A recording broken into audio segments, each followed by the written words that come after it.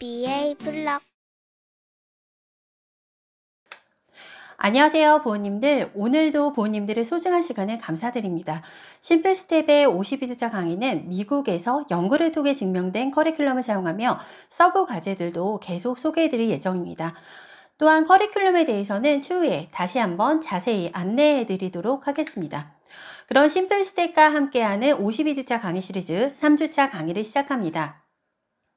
지난주에는 끝났지만 끝난 게 아니다. 사회의 일원으로 살아가기 위한 중요한 연습, 전환의 초기 갭에 대해서 말씀드렸습니다. 이번 주에는 아이들의 발달을 위한 진단 혹은 교육을 시작하면서 가장 많이 들으셨을 거예요. 바로 호명 반응에 대한 과제를 진행하고자 합니다. 모두가 이야기하죠. 정말 호명 반응은 반드시 확인하고 가르쳐야 하는 중요한 목표라고요. 그럼 이 호명 반응은 왜 중요할까요? 부모님들이 지금껏 들으셨던 뻔한 이야기는 하지 않겠습니다. 간단히 말해서 호명 반응이 되지 않으면 아이의 언어 발달은 그만큼 늦어집니다. 왜일까요? 자신의 이름을 알아듣고 기억하고 적절한 목표를 찾아서 반응을 한다는 것은 언어의 흐름에서 패턴과 목적을 파악하는 능력을 시작할 수 있다는 것이며 다양한 문장으로 구성되어 나가는 언어를 이해하는 데 있어 디딤돌이 됩니다. 즉 호명 반응은 언어의 이해, 표현을 미리 예측할 수 있는 지표가 되며 태어나서부터 가장 많이 들었던 이름에 주의를 기울일 수 있는 능력이 있어야만 언어를 입력할 수 있습니다. 한번 우리 아이들과의 체험을 생각해 볼까요? 우리는 이미 호명 반응이라는 단어를 알기 전부터 호명 반응에 준하는 모든 시도를 하고 있었습니다. 태명과 같이 아이와의 첫 만남에서부터 이름을 지어주고 아이가 부모님들의 목소리와 진심을 알아주기를 바랬던 모든 순간에서요. 이처럼 호명 반응은 상대방의 의도를 파악하는 최초의 반응이며 단어를 구분하는 데 최소한의 단위이자 수용적 측면에서도 일상에서 벌어지는 의미 없는 소리들 속에서 필요한 소리를 찾아낼 수 있는 가장 중요한 행동이라고 볼 수 있겠습니다. 그럼 호명 반응을 행동적 개념으로 한번 정해 볼까요? 호명 반응은 아이의 이름을 불렀을 때 반응하는 행동을 의미합니다. 제임스야 라고 불렀을 때 아이가 고개를 돌려 바라본다든지 소리의 출처를 찾기 위해 움직이는 것이 호명 반응의 예입니다. 발달이 지연되는 아동들의 경우에는 이러한 호명 반응이 자주 결여되거나 제한적인 경우가 많습니다. 실제로 많은 연구들이 초기 ASD 진단에 있어서 호명 반응이 매우 중요한 지표라고 이야기합니다. 이 반응이 아이의 사회적 발달과 밀접한 관련이 있기 때문인데요. 여러 논문들이 이와 관련해서 의미 있는 연구 결과를 발표했습니다. 이처럼 진단, 발달, 초기 갭의 모든 측면에서 호명 반응은 정말 중요하며 반드시 시도해야 하는 중추적 행동의 하나라고 오늘은 꼭 말씀드리고 싶습니다. 그럼 이런 중요한 호명 반응을 가정에서 어떻게 시작할 수 있을까요? 초기에는 3가지 단계가 필요합니다. 첫째, 꾸준한 연습으로 자주 아이의 이름을 불러주고 반응을 할 때마다 칭찬이나 간단한 보상을 제공하여 긍정적인 피드백을 주는 것이 중요합니다. 예를 들어서 제임스야 라고 부른 후 아이가 반응했다면 정말 잘했어 라고 말하며 미소와 함께 칭찬해 주세요. 둘째, 환경에 대한 설정으로 처음에는 아이가 주의 깊게 집중할 수 있는 환경을 조성하는 것이 좋습니다.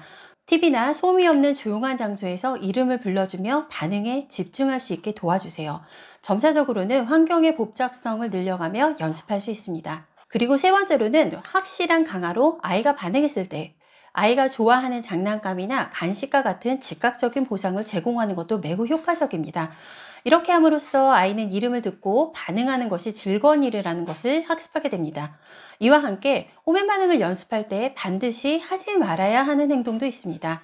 첫째, 반복해서 부르지 않습니다. 제임스, 제임스, 제임스 이런 식으로 말이죠. 이건 호명 반응을 유도하는 게 아니라 아이에게는 일상의 소음처럼 느껴질 수 있습니다. 두 번째는 혼내거나 훈육하는 상황에서 더 많이 사용하지 말아야 합니다. 일상을 잠시 떠올려보면 정말 화가 나서 정색할 때 아이의 이름을 부르시는 경우가 있습니다. 제임스 이렇게 말이죠. 이런 경험이 많아진다면 아이는 호명에 반응을 하는 것이 아니라 오히려 회피하게 될 수도 있습니다. 그리고 3번째, 너무 큰 소리로 부르지 마세요. 청각으로 예민한 아이들은 큰 소리로 호명이 시작되는 순간에 귀를 막을 수 있습니다. 그리고 4번째, 호명과 지시를 함께 사용하지 말아야 합니다. 예를 들어서 휴지통에 버려 제임스 혹은 제임스 신발 신어와 같은 경우입니다. 이렇게 지시와 호명은 초기에 함께 사용하시면 호명 반응이 아닌 더 큰 행동인 지시만 하게 됩니다. 이런 호명 반응의 과제는 커리큘럼상 에이블스의 C1 그리고 VB맵의 청자 반응의 두 번째 마일스톤에 해당합니다. 그럼 시연 영상을 보시겠습니다. 이번 호명 반응은 굉장히 중요한 과제이므로 일반적인 절차, 촉구가 필요한 상황, 정말 호명 반응이 안 되는 경우, 그리고 자연스러운 상황에서의 4가지 영상으로 설명드리도록 하겠습니다. 호명은 가까운 거리에서 점점 더 먼 거리로 시도하게 됩니다. 먼저 일반적인 절차입니다. 제임스? 제임스? 와! 잘했어! 이렇게 아이가 일상적인 활동 중에 호명을 하고 반응을 하면 강화제를 제공하고 함께 짧은 시간 놀이를 하며 즐거운 경험이 페어링 될 수 있도록 합니다. 이때 거리는 아이의 시야에 부모님이 들어올 수 있을 정도의 거리입니다. 1m 이내가 좋다고 볼 수 있겠습니다. 그리고 다음은 촉구가 필요한 상황입니다. 제임스! 제임스? 와! 잘했어. 제임스. 제임스. 제임스. 잘했어. 이렇게 호명 반응을 시도할 때 잘 되지 않는다면 촉구가 필요합니다.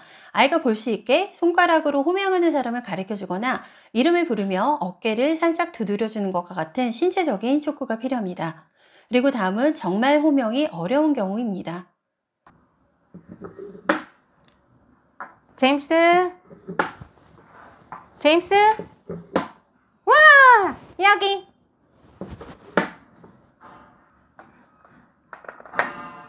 제임스. 제임스. 슈! 그렇지. 이렇게 아이가 봐야 하는 방향으로 시각 자극을 차단시켜 주시거나 강화제로 아이의 시선을 끌어와 눈을 맞춘 뒤 강화제를 제공합니다. 다음은 호명 반응이 잘 이루어져 나갈 때의 자연스러운 환경에서입니다. 수환아, 수환이 뭐해?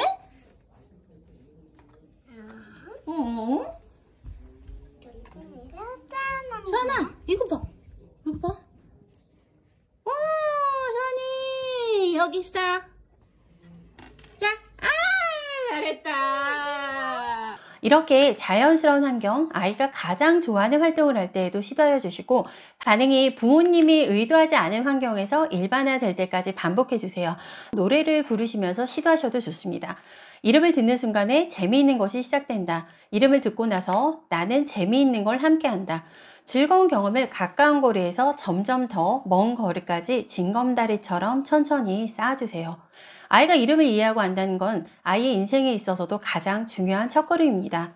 또한 이미 호명 반응의 단계를 지나간 아이들일지라도 상대방이 나이 참여를 요구할 때 적절하게 시선을 맞추거나 관심을 가지고 바라보는 것, 진정한 의미의 호명을 조금 더 이해할 수 있도록 이번 주에 꼭 한번 시도해 주시기 바랍니다. 김춘수의 꽃이라는 시 기억나시나요? 내가 그의 이름을 불러주었을 때 그는 나에게로 와서 꽃이 되었다. 아이들이 활짝 피어나는 그 순간을 부모님들께서 반드시 함께 해주시길 바랍니다. 그럼 다음 4주차 강의 아이들을 움직이는 힘, 이리 와 라는 단어를 시도할 수 있는 강의로 찾아뵙겠습니다. 지금까지 심플스텝이었습니다. 감사합니다. 구독, 좋아요, 알림 설정 꼭꼭 눌러주세요. 뿌잉뿌잉.